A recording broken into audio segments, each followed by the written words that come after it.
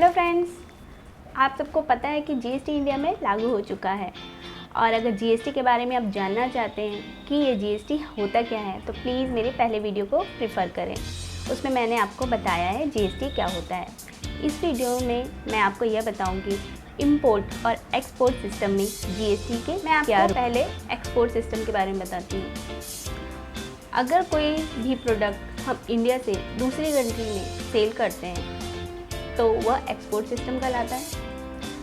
अब इंडिया ने एक्सपोर्ट के सिस्टम में जीएसटी का क्या रूल है ये आपको एक्सप्लेन करती हूँ। इंडिया ने एक नया प्रोविजनल निकाला है, that is zero rated supply.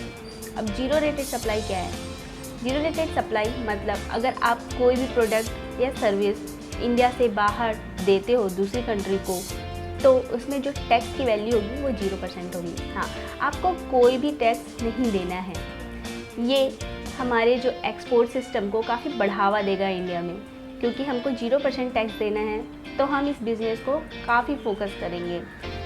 ये इंडिया के लिए प्लस पॉइंट है। इससे क्या होगा, फॉरेन करेंसी इंडिया में आएगी और इंडिया का जो इकोनॉमिक सिस्टम है वो काफ़ी अच्छा हो जाएगा। इस चीज़ पे और इस पॉइंट पे गवर्नमेंट ने काफ़ी फोकस किया है। अब पॉइंट यह आती है कि आप एक्सपोर्ट तो कर दिए सिस्टम अपनी प्रोडक्ट्स को और सर्विस को, बट आप रिटर्न के टैक्स कैसे फाइल करोगे?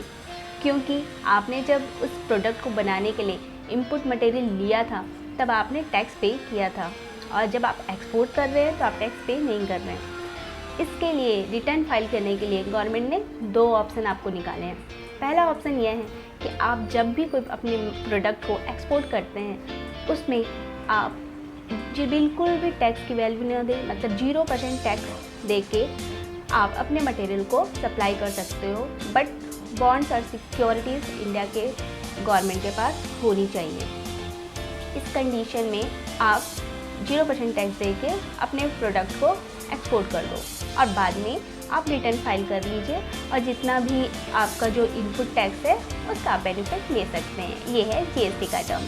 अब दूसरा ऑप्शन क्या है? दूसरा ऑप्शन यह है कि आप जब भी एक्सपोर्ट करते हैं अपने प्रोडक्ट को या अगर सर्विस भी देते हैं उस टाइम में पूरा आईजीएसटी अमाउंट पे कर दीजिए। पहले ही आप टैक्स दे दीजिए, फिर बाद में आप रिटर्न फाइल कर लीजिए और उसका इंटरेस्ट ले लीजिए। ये कब है? जब आप बॉन्ड्स और सिक्योरिटीज पे काम नहीं करना चाहते हो। इस कंडीशन में आप आईजीएसटी पे कर दीजिए। अब पॉइंट आता है कि मैं इसका रिटर्न फाइल कैसे करूँ, क्योंकि मैं जब इनपुट मटेरियल लिया तब भी हमने उसका टैक्स दिया और अभी जब हम उसको एक्सपोर्ट कर रहे हैं तो भी टैक्स दे रहे हैं। तो क्या पहले टैक्स और अभी जो आईजीएसटी पे किया है उसको हम एडजस्ट कर सकते हैं? तो आंसर है हाँ। आपने अगर इनपुट में जो टैक्स दिया है वो टैक्स की वैल्यू अभी जो आईजीएसटी की वैल्यू है उससे माइनस कर दीजिए और जो वैल्यू होती है वो पे कर दीजिए और अपना मटेरियल या सर्विस एक्सपोर्ट कर दीजिए।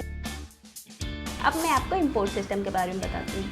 इंपोर्ट सिस्टम मतलब अगर कोई भी प्रोडक्ट दूसरी कंट्री से हम अपनी कंट्री में लेके आते हैं वह इंपोर्ट कहलाता है। अब इंपोर्ट में आखिर जीएसटी के टर्म पे आप कितना टैक्स दोगे ये मैं क्लियर करती हूँ। आप अगर इंडिया में कोई प्रोडक्ट मैन्युफैक्चर करते हो तो आप क्या पे करते हो? जीएसटी। अब अगर आप कोई प्रोडक्ट इंडिया के बाहर से लेके आते हो तो आप उसमें क्या पे करेंगे? आईजीएसटी। आईजीएसटी और जीएसटी दोनों में डिफरेंस क्या है? एक्चुअली आईजीएसटी और जीएसटी में कोई डिफरेंस नहीं है। ये है प्लस पॉइंट। मतलब अगर आईजीएसटी में अगर किसी प्रोडक्ट की वैल्यू 28% है तो इंडिया में भी सेम प्रोडक्ट की वैल्यू 28% ही होगी। मतलब टैक्सेस हमको 28% ही देना है as a IGST as a GST.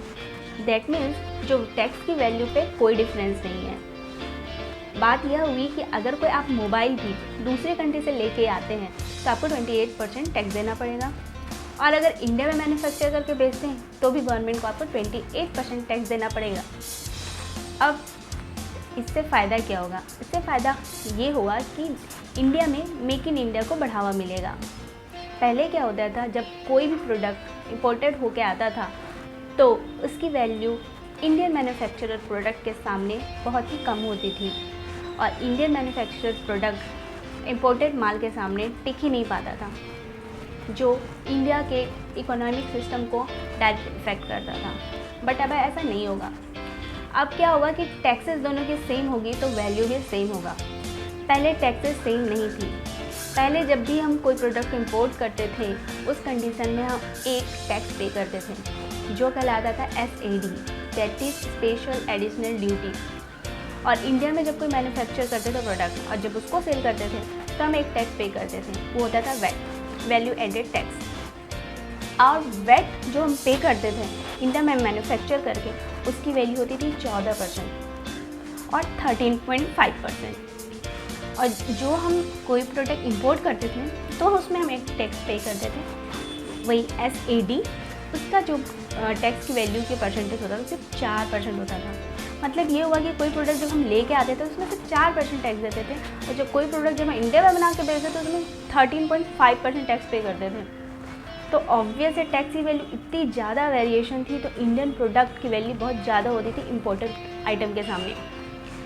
लेकिन अब ऐसा कुछ भी नहीं है। अब मेक इन इंडिया को काफ़ी बढ़ावा मिलेगा क्योंकि वो मेक इन इंडिया का प्रोडक्ट इम्पोर्टेड आइटम के सामने अच्छे से बिजनेस कर पाएगा। ये है GST का प्लस पॉइंट। होप सो आप इंपोर्ट सिस्टम और एक्सपोर्ट सिस्टम समझ गए होंगे। अगर आपको ये वीडियो पसंद आया तो प्लीज़ सब्सक्राइब कीजिए मेरे चैनल को और लाइक कीजिए। तब तक बाय बाय, टेक